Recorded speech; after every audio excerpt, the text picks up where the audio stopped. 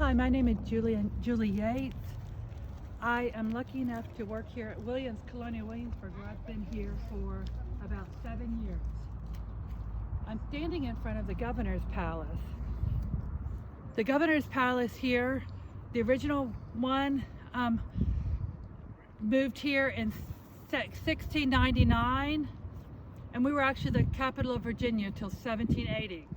So the Governor's Palace behind me, we had 7 royal governors and then 2 Commonwealth governors. The first one is Patrick Henry, who lived here for 3 years, and then Thomas Jefferson was here for a few months, and Thomas Jefferson was responsible for moving the capital to Richmond, where it is today. So here in the 18th century Virginia, there's absolutely no separation of church and state before Thomas Jefferson did his Virginia Statute of Religious Freedom. Therefore, religion was a massive part of people's lives. In fact, in Virginia, you had to actually attend church once a month or incur a fine, either tobacco, ready money, or you could actually get lashes to the back.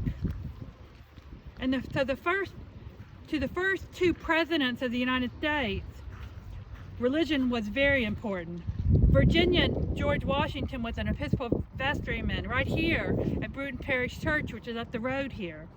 And then John Adams described himself as a church-going animal.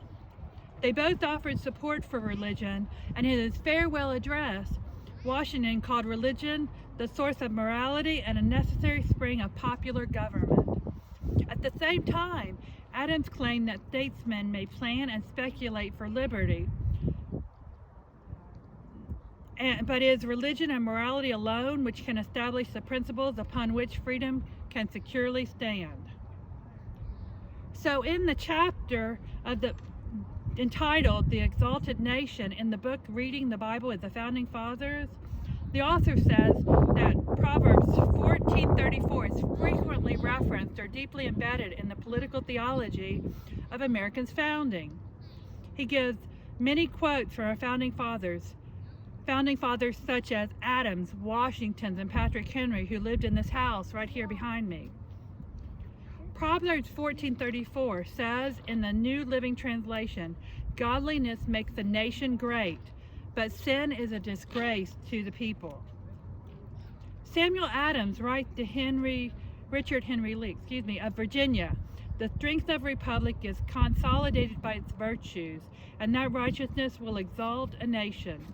John Adams quotes this proverb in the final Fast Day proclamation of his presidency, and Abigail Adams writes actually, "A patriot without religion, in my estimation, is as great a paradox as an honest man without the fear of God." The author says that the answer to what the founding generation thought of a righteous nation is that it came from a nation's prevailing views and God's relationship with a nation. So members of that generation believed in a sovereign God who intervenes in men and nations' affairs, and they believed that a nation's conduct has consequences. So in the founding of our nation, sermons and other talks at civic events answered the question of, what is a righteous nation? What does it look like? A righteous nation acknowledges God's authorities and sovereignty over all things. It is endorsed by God and identifies itself with God. It respects the rule of law. It recognizes and hones its laws, policies, and practices that God's given to individuals. And among these are the right to worship God, the right to life, and the right to public property and private property. And then finally, pursuant of a prudent and efficient civil government that promotes the safety and equality of its citizens. The founding era believed that a nation that desires to flourish must be attentive to what it means to be righteous. So near Patrick Henry's last will and testament, the executors found a sealed envelope with a paper that has the resolutions that he wrote with the Stamp Act written on it. On the back of it was some of the other resolutions against the Stamp Act. And then he said this: whether this, Americans' independence, will be a blessing or a curse will depend upon the use of our people make of the blessing which a gracious God hath bestowed on us. If they are wise, they will be great. If they are contrary, they will be miserable. Righteousness alone can exalt them as a nation. Reader, whoever thou art, remember this, and in the sphere practice virtue thyself and encourage it in others.